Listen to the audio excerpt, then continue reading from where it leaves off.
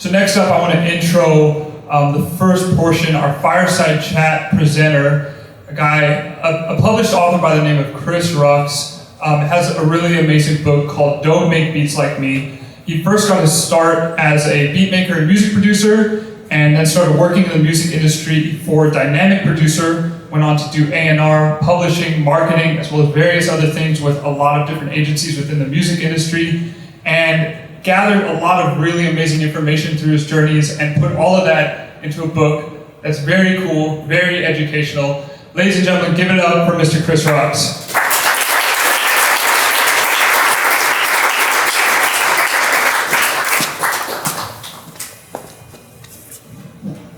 Thank you. How you doing, Chris? I'm doing great. I'm glad to be here. Thank you. I appreciate it. Thanks so much. I mean, I just want you guys to know Chris pulled through last minute. The way that I found out about him is, I don't even know how you found out about the Music Producers Club, but very randomly one day I got a book in the mail. It was signed from Chris saying something like, hoping to connect with you soon. And when I was recently moving, going through some old stuff, I came across this book and was like, shoot, I gotta connect with this dude. This book is really great. And I've never had somebody or encountered somebody that just gave me something like that and was just like, do what you want with this. It could or could not come in handy in the future. He was the first guy that I thought of when we realized that Black Sheep wasn't coming through. And so that hustle just kind of speaks for itself. And I think it's also very much reflected in the book. And I'm just kind of curious, you know, writing a book is a huge undertaking, and why did you decide to put all of that information into a book form? Why was that important to you? Love, like straight up. I love music production, and I found myself at Dynamic Producer in a position where I was suddenly like responsible for educating other producers. Like I was producing myself, and then I was like responsible for putting together conferences and events to like give knowledge to other people making beats. And you know, I just realized like, man, like we're all making the same mistakes. Like we're all like just failing at things. And seeing in mass that kind of happen, I wanted to use what I was learning and give back from the perspective of like, okay, here's how I failed, here's how we fail, here's what not to do.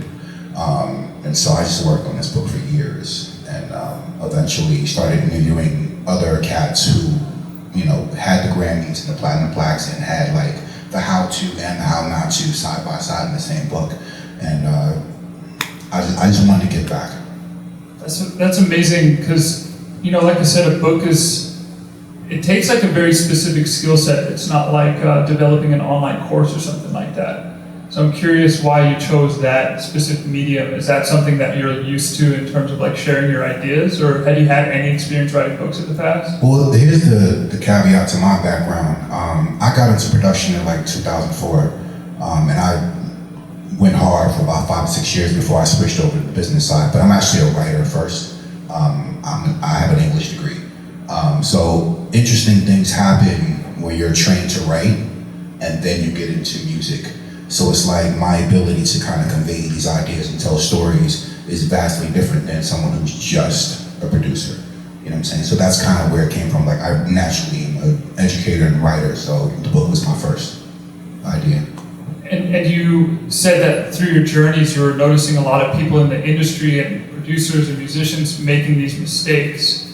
Talk a little bit about that. Like, what types of mistakes, and how did you know that they were mistakes? So like when you're the guy solely responsible for putting together panels and events and conferences, you spend a lot of time with people who know what the hell they're doing.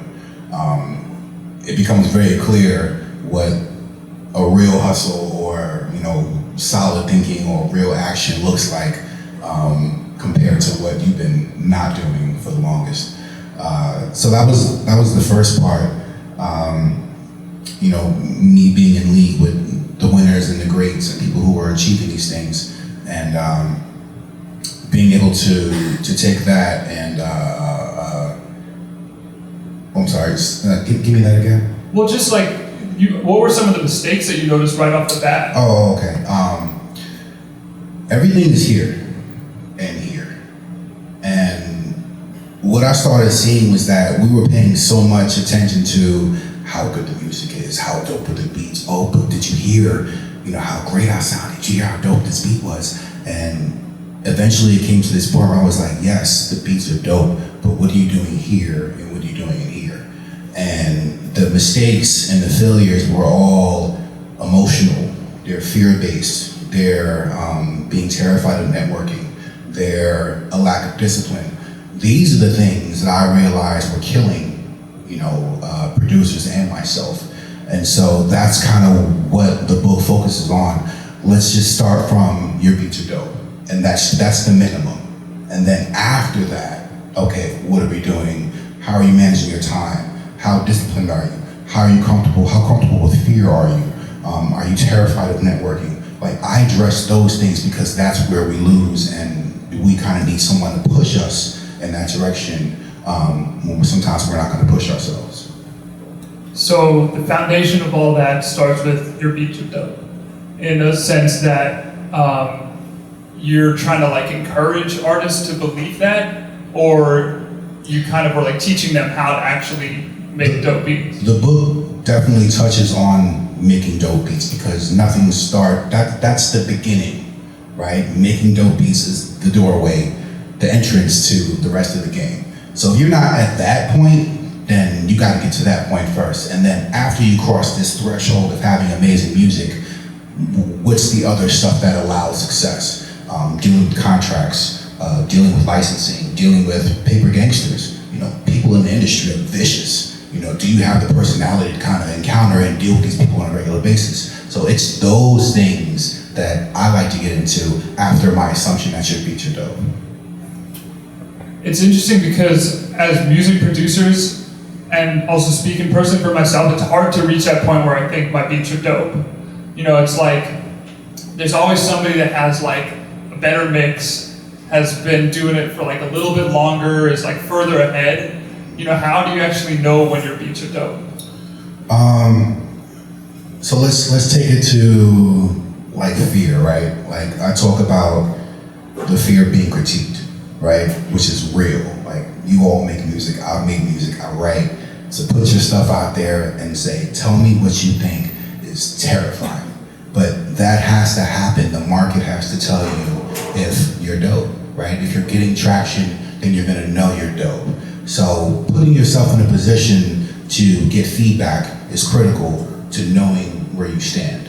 And once you kind of reach a creative level and you're getting that consistent feedback, okay, I know this is solid, the mix is dope, the production is dope, the songs are dope, that's when you start to kind of believe your own, energy. So it relies on having constructive feedback from others, Absolutely. but also believing it in yourself. Absolutely. And where, from your own experience, how are you getting that actual meaningful feedback? So I talk about this in the book. I buried myself in my room and just made beats over and over again. And I'm surviving out of my own stuff, and I'm oh, this is dope, this is dope. And every once in a while, I would invite other producers to come listen to my stuff, and they'll be like, yo, that's incredible, or that's garbage.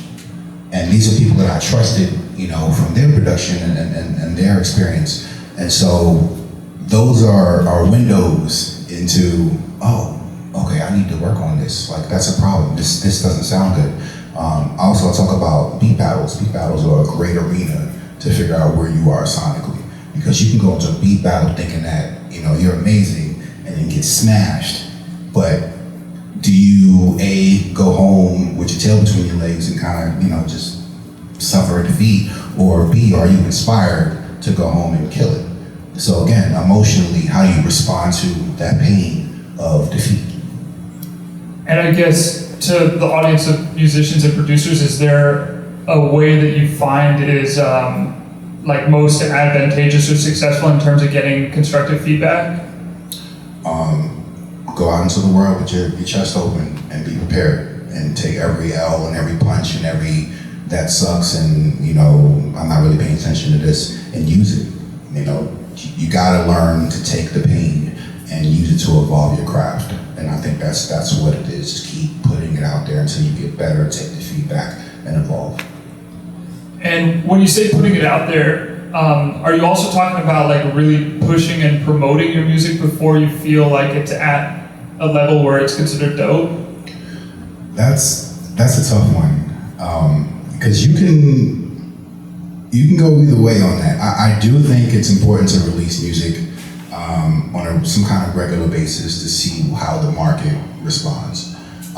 If you're dropping stuff and it's crickets, you might want to spend a little more time on the craft.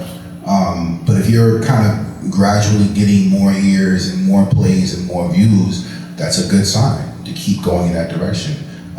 So it's like a balance, but I think what's most important is you have to kind of develop some kind of distance from your music. You know, when we create things, we are so close to it that we can't objectively see how dope it is or how bad it is. So I think you have to train yourself, you know, find ways, find techniques, you know, don't listen to something for 2 weeks, 3 weeks, a month. You know, give yourself objective distance so that you can learn to gauge dopeness. I think that's important. Yeah, that is a good piece of feedback, just because I know that like you can get in that mode where you've listened to the same riff so many times that it starts to sound like meaningless and then at some point bad. And I feel like, yeah, I mean, it totally makes sense that taking some time away from your music is something that kind of like help hit the refresh button. Yeah, take time away. I mentioned the beat battles. I talk about finding mentors, production mentors. You know, we do so much by ourselves. You know, we have to put ourselves in position to be inspired by other people. You know, I tell the story of this cat in Atlanta who I went to go visit, who was like, yo man, come to the studio, come hang out. And I went, and hearing his stuff in the raw, compared to my stuff, it was like he was on a different planet. And me putting myself in that position to go hear someone else and their raw changed everything for me. And I immediately went home and I was fired up, and I had, you know, the way drums should hit and 808 should hit. I had all of that information I could then take and put into my own music.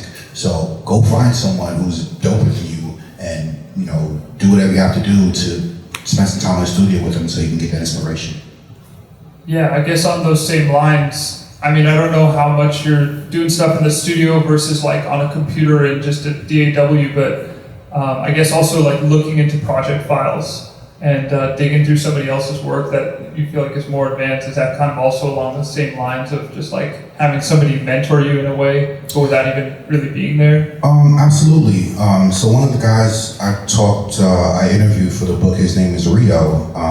He's actually into design right now, but prior to, you know, he racked up his own platinum plaques with, you know, Beyonce and other artists. And he was saying that, you know, without having someone physically present, you know, set sonic benchmarks for yourself.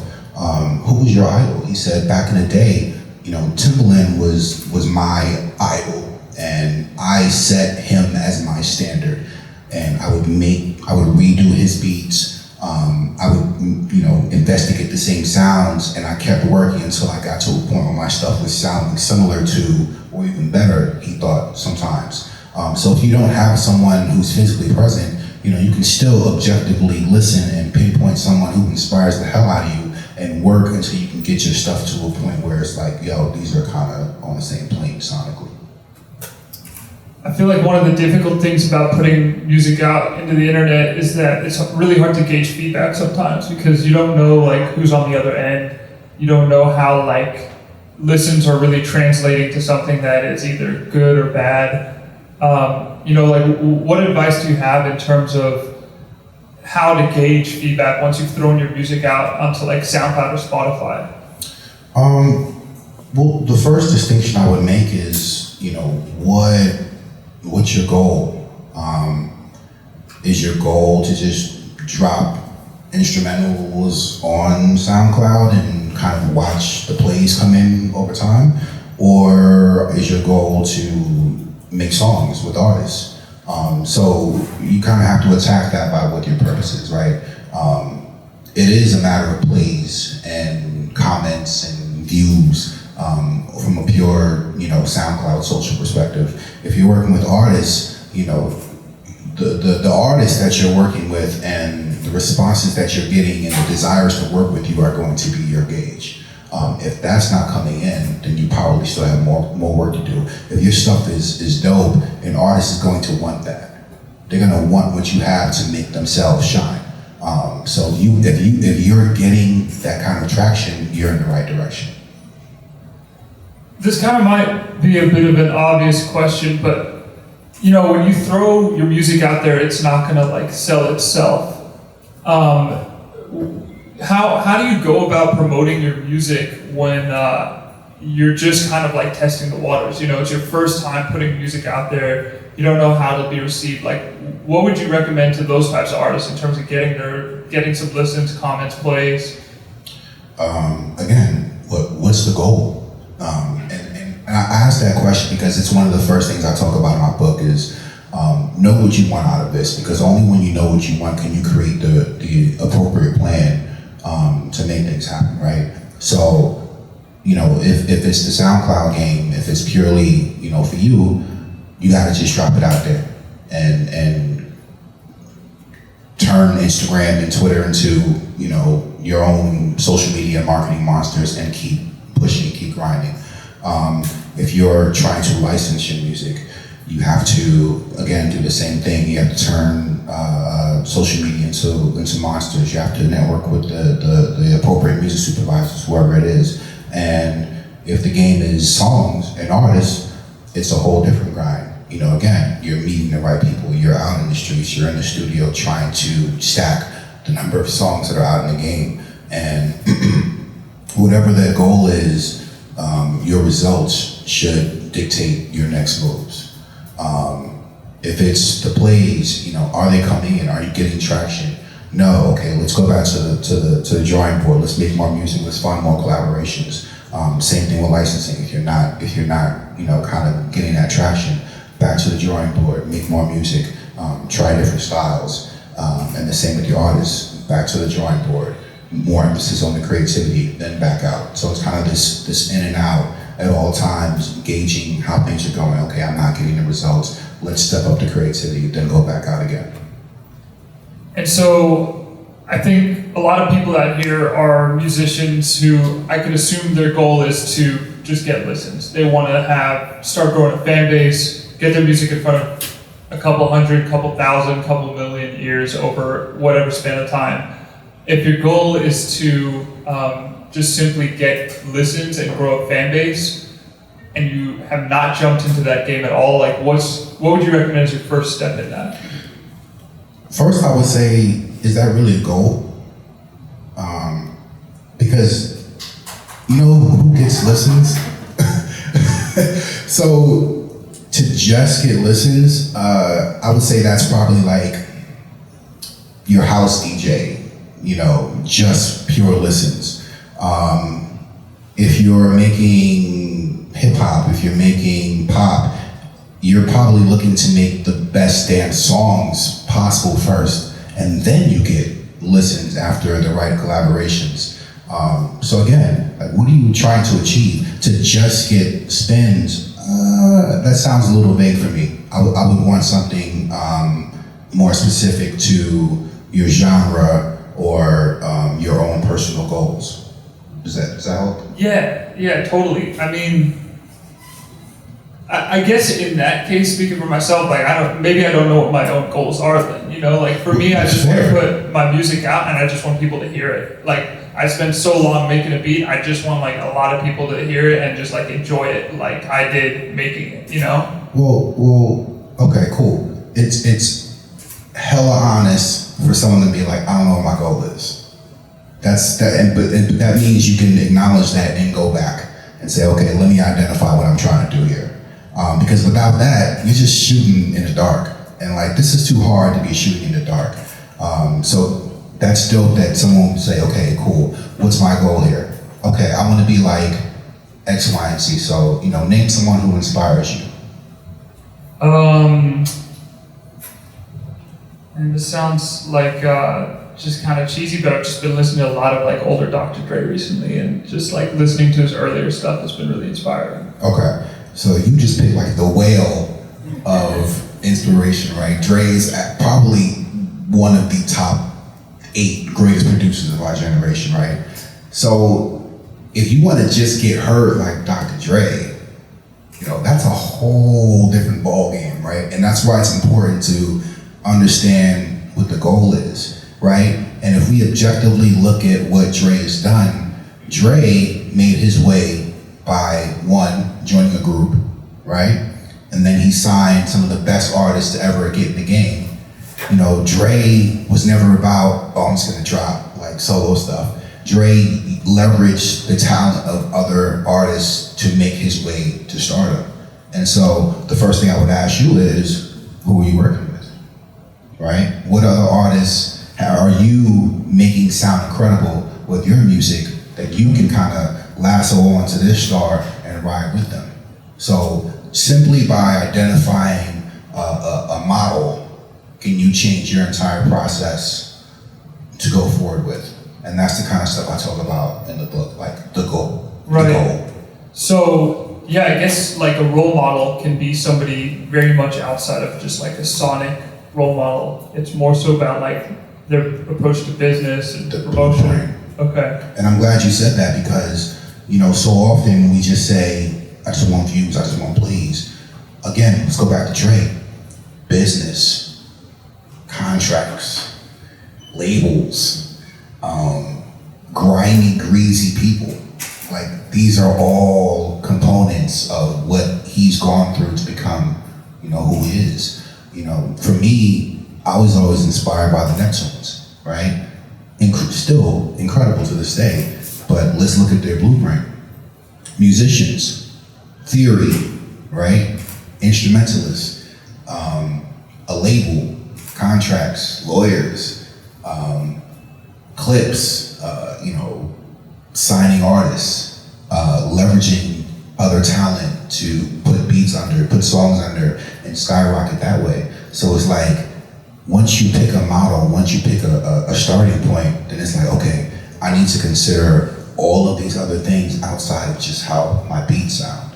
I have to be prepared to deal with paperwork and A&Ring and coaching the best music out of artists. So it's like, now you have targets, now you have weapons to add to yourself as you make your own journey through music. Yeah, I guess on that note, you know, I know so many very talented, creative people that make amazing music, but their skill set kind of lies so much in that area that when it comes to everything else revolving around the business side of things, I think it's like a little bit intimidating. And so what advice can you give to those people that don't know, you know, how to jump into everything that's not creative? Well, because you asked that question, now we're seeing the importance of creativity is just the beginning, right? We're coming in assuming that your beats are dope. Now it's after. And I think one, having that awareness that these things are critical and necessary is the first thing, right? Because you can't hit a target you don't know it's there. Two, putting yourself in a position to learn about these things beforehand is hella important, right? So you're here. This is dope. Everyone doesn't come to stuff like this. Everyone doesn't buy books. Everyone doesn't watch the videos on YouTube when lawyers are talking about points and licensing agreements and, you know, royalties and all this stuff. So all the tools are here nowadays to learn about these things beforehand, so that when you find yourself in the position, you know, you're not getting jerked. So study, learn, add these things over time, just like you study your craft, just like you're working on chords, just like you're working on your mix, work on the paperwork. Like, I know what royalty should be for a record. I know what publishing is already. You know what I'm saying? Totally. Yeah, I guess, you know, I've seen a bad tendency in creatives in that they tell themselves that because they're not good at that other stuff, they say that they just are not able to learn about it. But you're saying it's not the case. They can learn about it. They should learn about it. You can still suck at that stuff. I mean, we're all not going to be like the best, you know, royalty accountants and beat makers at the same time. But at least I have a working knowledge so that I can talk to my attorney and know that I'm not getting jerked. I think having a base of knowledge so that you can add people to your team who know more than you do. But without that knowledge, you're not going to look for that person to be in your team in the first place. Right. Yeah. You know, like you said, creativity, making dope beats is that foundation, and then it kind of opens up to this world of so many other things. How would you advise that producers and musicians kind of manage their priorities and their time when it comes to making sure that everything's like in alignment? Oh, that's a great question. So I dedicated an entire chapter to time. And time is simultaneously your greatest asset and your greatest enemy as a producer. On a daily basis, how are we spending our time? How are we disciplining ourselves to remove the activities that take away time from our craft, whether we're producing or reading a book on publishing? Number one, and then number two, as time passes, think from month to month, year to year, what kind of experiences are you accumulating? What kind of events are you going to? You look back on 2019, I went to this conference, I took this attorney to lunch. When can you look back and say, I did these things with my time, and now that 2019 is coming to a close, I know so much more about everything outside of making music, that now I'm on that path to becoming like the idol I said I want to be. Right.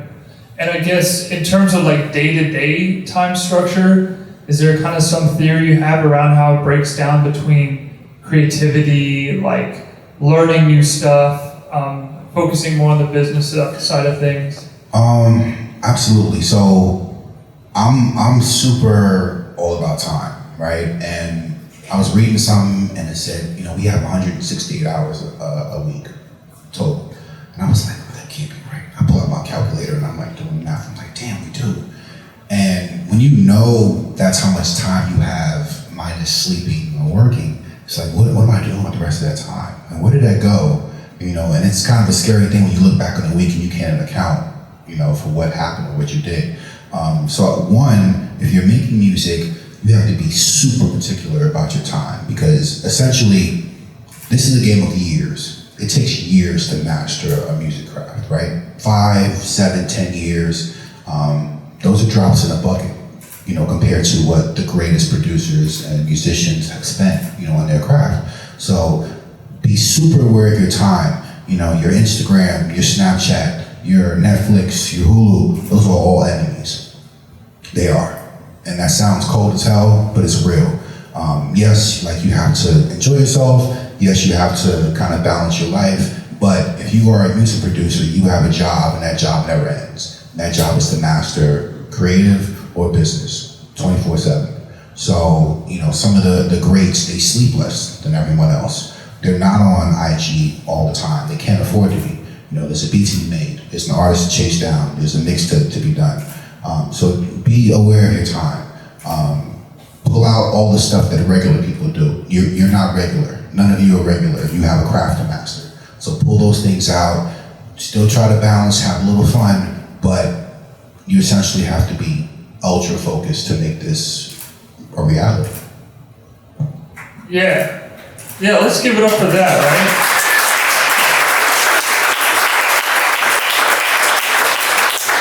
Yeah, that is a bit too real, just because, we all know how addictive every other thing is that's not what you should be doing. Be it like Instagram, Netflix, whatever, we all get sucked into it, Absolutely, that's their job. Right. Suck you into stuff. Right. Yeah, I wish that there was like an easy way to kind of combat that, but do you have any suggestions of how you can not let these like addictions just spontaneously like pop into your life from time to time? Yeah, actually, so I use an app called Freedom. I don't know if anybody's heard of it. It's like $15 a year or something like that. But essentially it blocks websites on my phone and my computer, so I don't go bullshitting for an hour and not know where that hour went. Which is really sad that you have to like download another app to like discipline you. We've all been there though, right? Like everyone's tried something like that at some point. I think these things are necessary. I'm actually in the middle of a digital detox, so I'm going a month without Instagram or Twitter or the news, and I'm trying to be productive in other ways at the same time. But like these are things you have to do, because Facebook and Twitter and Snapchat, like, they're the enemy of craftsmen and craftswomen. Like think about like what used to go into making things back in the day. You didn't have, CNN running 24/7. You didn't have, Instagram stories. So like you could just sit there and work and like become a monster or whatever you did. But like now you just have to be hella disciplined to cut these things out of your life so you can work on your craft. And what about when you're kind of kicking it to the next level and you're at that point where you have your goals set and you're like definitely reaching milestones, and now it's time to introduce like other kind of people into the team. What advice do you have in terms of like realizing what you do need to outsource and what you should still keep doing yourself?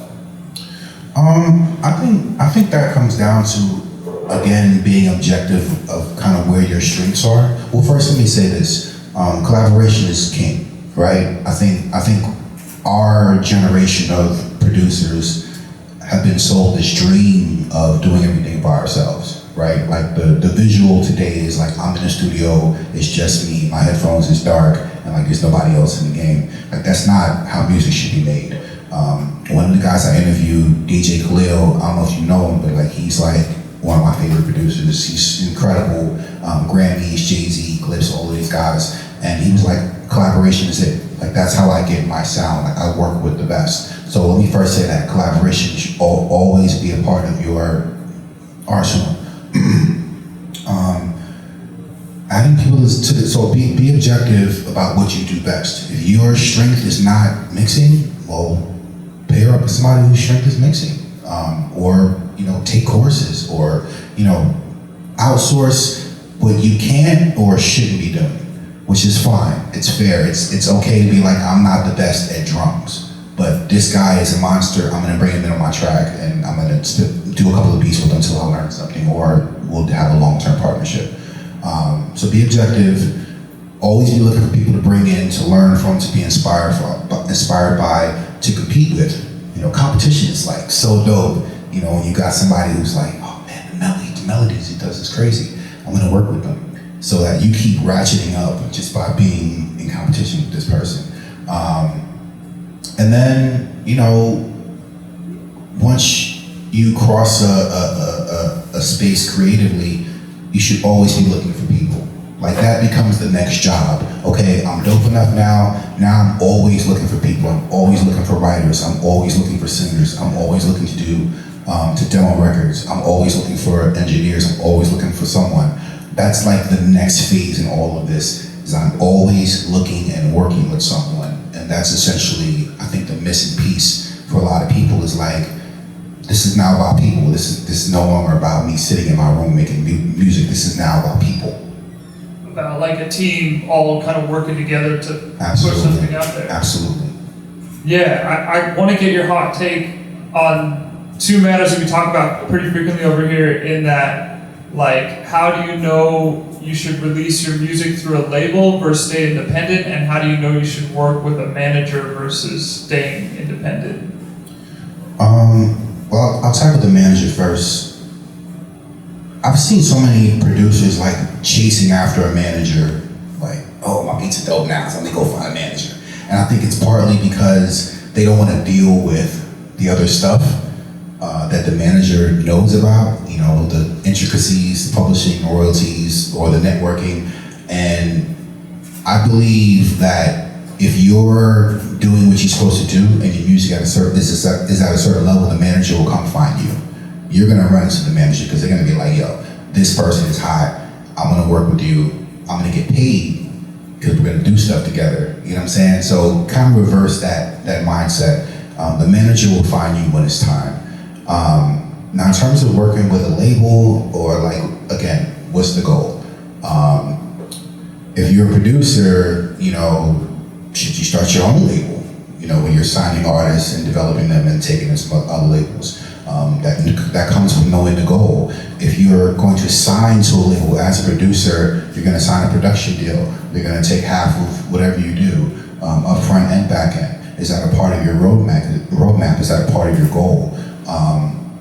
Staying independent. Do you want to do all the work by yourself? Do Do you want to have to deal with the paperwork? Do you want to have to figure out, you know, are my ASCAP royalties coming in? Like, do you want to handle that stuff? So knowing what you want, knowing what your goal is, knowing what you're good at should determine and dictate, you know, what kind of situation you're looking to sign. Cool. I got one more question, then we're going to do an open Q&A. So if you guys have questions for Chris, you can line up to my left over here. And Jesse, we want to just bring him an extra mic. Yeah. So I guess my last question, also something that we frequently discuss, is just around like writer's block and those days that you feel like you want to be doing something, but nothing's really like sticking. It's just not hitting. What do you do in those situations where you're like feeling discouraged and nothing really seems to be like flowing out? I can't remember which producer I spoke to who advised on this in the book, but essentially that's fine, right? Because that's going to happen. I mean, we're not machines. We're not going to turn out dope beats and melodies at all times. However, there's always something that you can be doing, right? So if it's not, I'm making beats today, maybe it's I'm studying chords. I'm gonna learn some new chords that I've never, you know, seen before or something like that. I'm gonna throw on some Jackson 5 or some, I don't know, Beethoven and be inspired by melodies that I haven't heard before. I'm gonna try a different genre I've never done before. You know, there's always something creatively that can be done in lieu of making music on a particular day. So don't just sit there and say, lost day. No, there's always something to do. Do something else. Cool. All right, let's open up to questions over here. Yes. My name is DJ Pilati, by the way. I had a two-part question, actually. Sure. First and foremost, you mentioned licensing. I had a prior offer via Twitter. I got DM'd one day. Granted, I don't have all the paperwork together, but how do you go about your proper start as far as getting your licensing together and making it known that you're accessible to certain people? So that's a larger answer. I can talk to you separately. Sure. There's like a million ways in, and you kind of have to get an understanding of how the game works to figure out which way you want to go in. You know, do you want to just upload to any library? Do you want to create one-on-one relationships with supervisors? You know, do you want to make custom music? So I think one, kind of getting a base of how the game works is number one, right? Understand how the business moves. You know, get a couple of books, watch a couple of YouTube videos, ask me questions, and then you can start to kind of piece together, okay, here's my entryway, here's the way I think makes sense for me now, and then as you learn more, you know, you can kind of figure out your pathway. Does that make sense? Well, it does. That gives me a good base. The second part, or the second question, was when you mentioned briefly about melodies and things of that sort, and just learning something new in general, something to add on. Ballpark figure, what would you think is the best time frame, or how much time would you go about just putting into adding something new? Like if it's something totally different and something out of your comfort zone, how much time do you think you should put into that? That could be different for everyone. You know, personally, I structure my goals quarterly, right? So every 3 months is my unit for achieving things. Maybe something like that will work for you.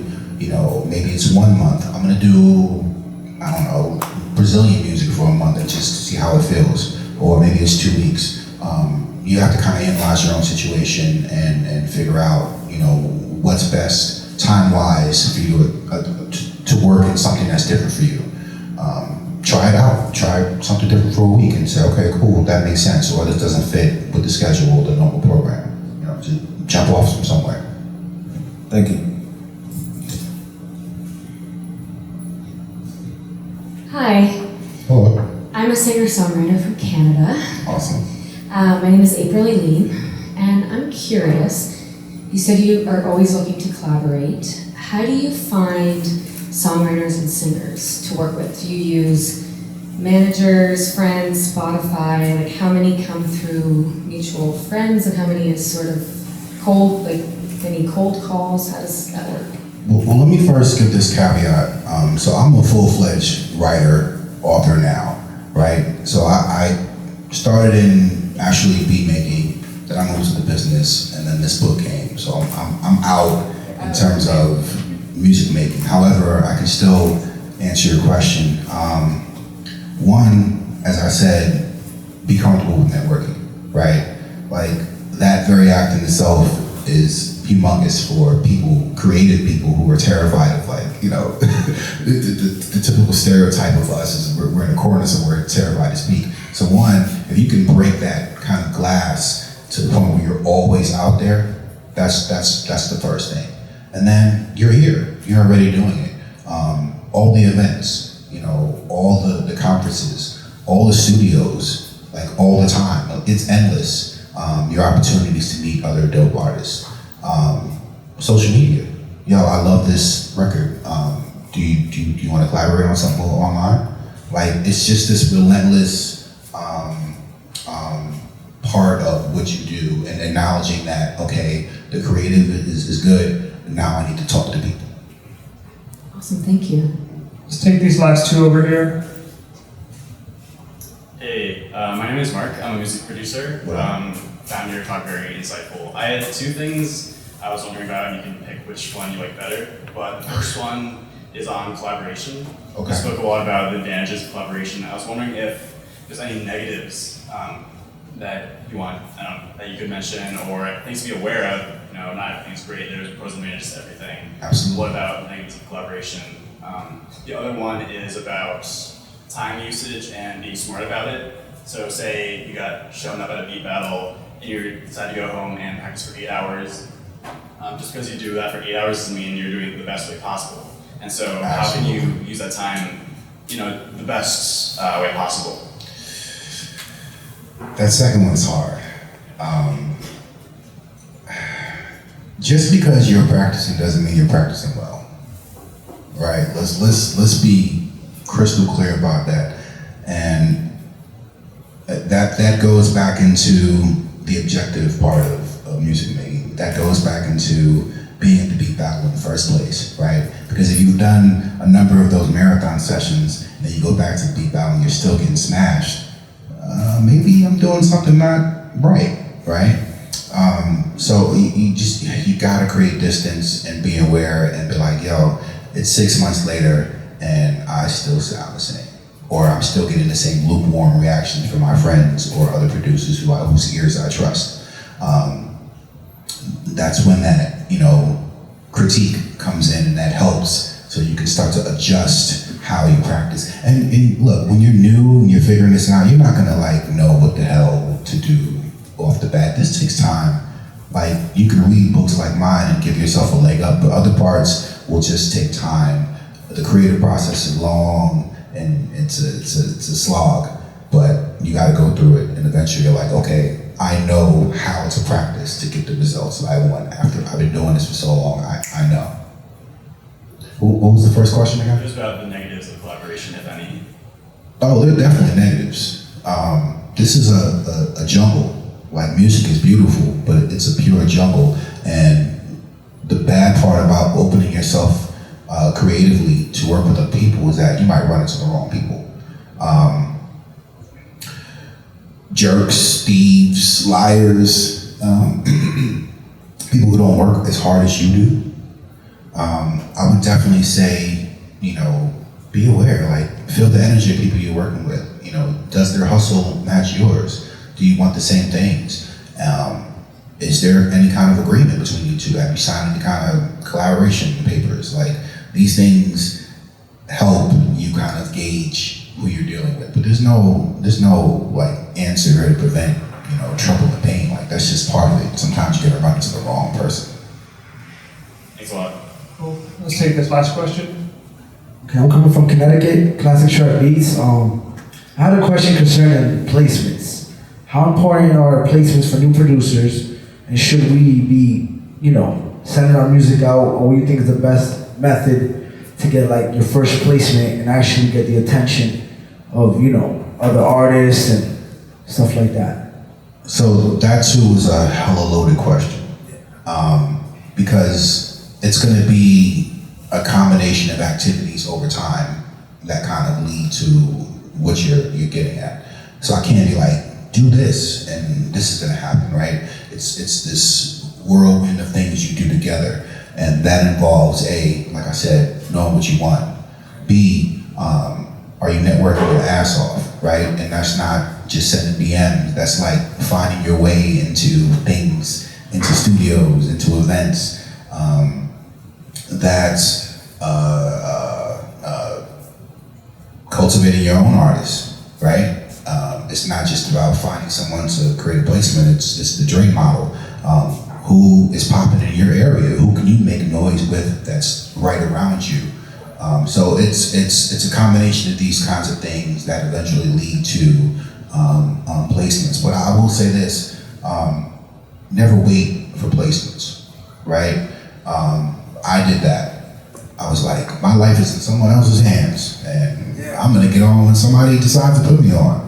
And sometimes that's true, right? Sometimes the placement comes through and you say, hey, I'm making moves. But you don't just sit there while that's happening. You create your own activity while other things are happening, right? Just keep it going. Just keep And that's where the artist around you comes in.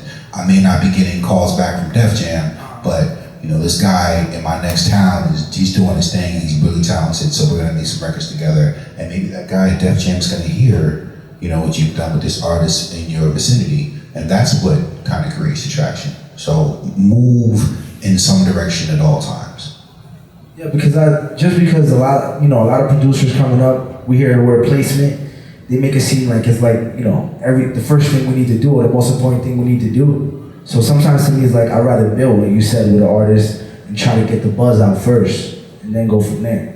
Absolutely. And you know, the placement is the gold standard of getting on, but you know, you'll see from a lot of the people I interviewed in the book, they made their own way before the placement came. They made the placement happen by doing dope work on their own. Focus, I don't know if you guys know Focus, he was a Dr. Dre protege. You know, the way he got to Dr. Dre was he was working with an artist. I think they ended up on some soundtrack together, and Dre was like, yo, this record's dope, who did this? He was like, I did this. He was like, we need the studio. So it was his activity on his own that created the opportunity with Dre. That's right. Okay. Facts. Happy to help. Word. Thank you. All right, guys, that wraps up the first part up. Let's give it up for Mr. Chris Rucks, author of Don't Make Beats Like Me. Books for sale on Amazon, but more importantly, in the back. So definitely cop a copy. Yeah, it's worth your time. I wouldn't bullshit you guys. I wouldn't, you know, tell you to get something that wasn't worth it. It's a good read. Trust me. Cool. Let's hear it one more time for Chris.